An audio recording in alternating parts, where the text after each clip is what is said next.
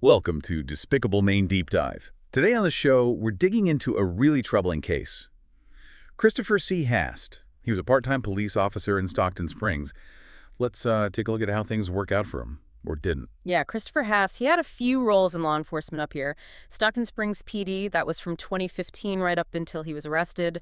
Also did part-time work for Thomaston PD between 2015 and 2018. And he served as an officer at the Knox County Courthouse, too. Okay. So our focus today really is the allegations, the charges that came up against him, and what ultimately happened. Right. So when did this all start to come to light? What was the trigger? It looks like things really got going October 29th, 2021. That's when the Maine State Police opened their investigation. It came after a school counselor reported what a student had disclosed. Some very serious allegations about Hast. Okay, so a disclosure at school. What did the victim actually report? The initial report was that the sexual assaults by Hast started back in the spring of 2021. And apparently these incidents, they started happening more often over the summer and kept going right up until, like, the week before he was actually arrested. Wow. So a period of months then. Exactly. And the court documents, they give a bit more detail. They suggest the first alleged assault was maybe March or April 2021. Then, about 2 months after that, the frequency supposedly jumped to at least once a week. Once a week. Yeah.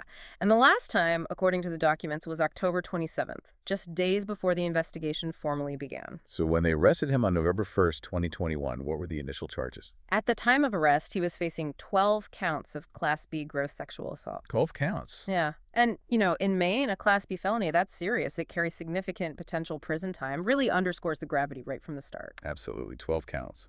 Okay, so beyond the timeline, what else came out about these alleged interactions? Well, the victim stated that Hast basically considered himself her boyfriend. For boyfriend. Okay. Yeah. And they apparently communicated a lot. Texts, Snapchat, that kind of thing.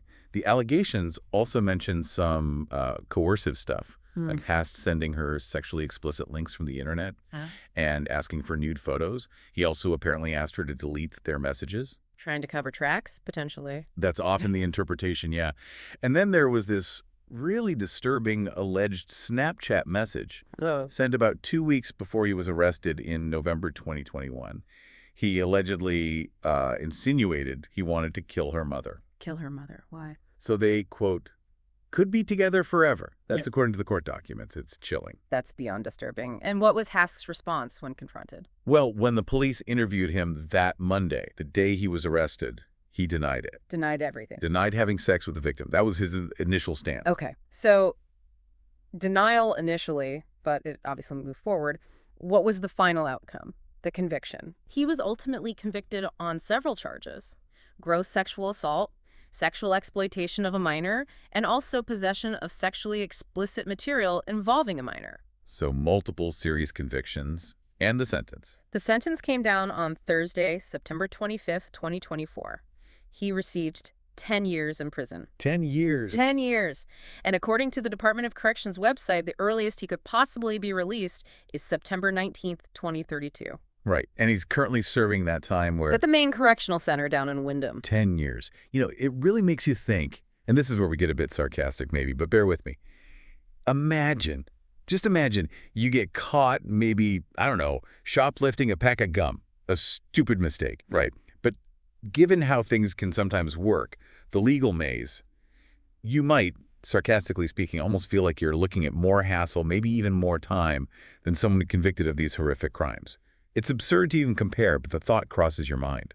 Well, it definitely highlights how sentencing can sometimes feel inconsistent, or at least raise questions in the public eye about proportionality, especially comparing different types of offenses. And then there's the fact that Hast was a police officer.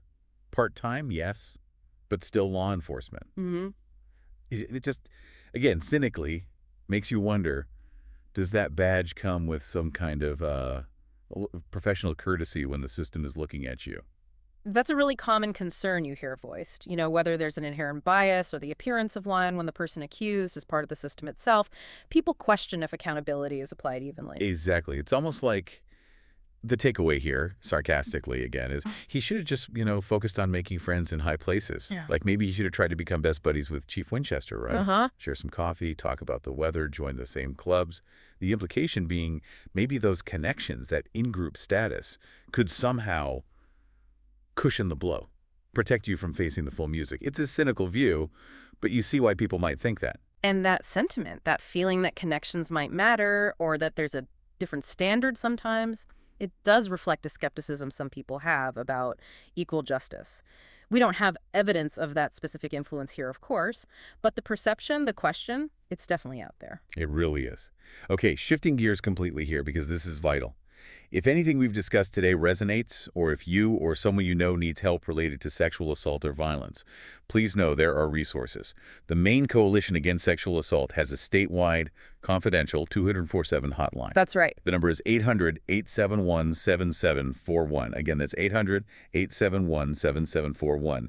Please reach out if you need support. It's so important to share that. Those resources are critical for survivors and anyone impacted by sexual violence. Essential support. Absolutely. Thanks for tuning in to the Despicable Maine Deep Dive.